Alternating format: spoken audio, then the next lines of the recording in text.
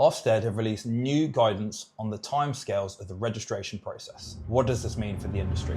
Unfortunately, and quite concerning, is the fact that these timescales have leaped from a matter of several weeks to now several months. So what that means for new children's homes providers is a significant delay in registering their new children's home. The financial burden these providers are going to have to carry now is significantly higher than it would have been before. At the end, it's now looking like this is likely to be at least a year between taking on a property and hiring your responsible individual and your registered manager before you actually complete the process of registration. So a cost to the provider of hundreds of thousands of pounds will be wasted whilst that provider is waiting for Ofsted to come and start the registration process. Many other people in this sector are calling on Ofsted to put in provision that allows this to be quicker. There are lots of small providers out there that are not going to be able to suffer the financial burden and costs related to waiting over a year before they can register their children's home. At the moment, there are a lot of properties that are being taken up by children's homes in less affluent areas in order to cut down the costs of opening children's homes. However,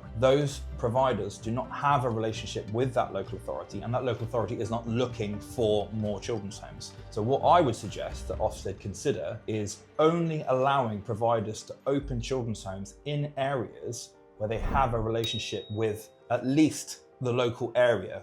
Not necessarily the local authority, but a neighbouring local authority would be suitable. That way it will remove the pressure from so many children's homes being opened across the UK. It will enable the providers to open up children's homes where they are needed, and therefore hopefully stop this drive on the market that is enabling so many different providers to come and open up so many children's homes. Because this is not necessarily an Ofsted issue. I think what they need to do is just to be a bit more creative about how and where children's homes are opened, more partnership work with local authorities to enable children to stay close to home. And at Supercare, that is always what we try and do, because the last thing we want is to be opening up children's homes in areas where there is no need, and then moving children from hundreds of miles away, and then have a complete disconnect with family and friends and their local community. I think that would be a really good starting point for Ofsted to consider, and I have a feeling that we may hear something along these lines in order to support a reduction in the amount of applications that go in, hopefully releasing some of the pressure on the Ofsted registrations and the team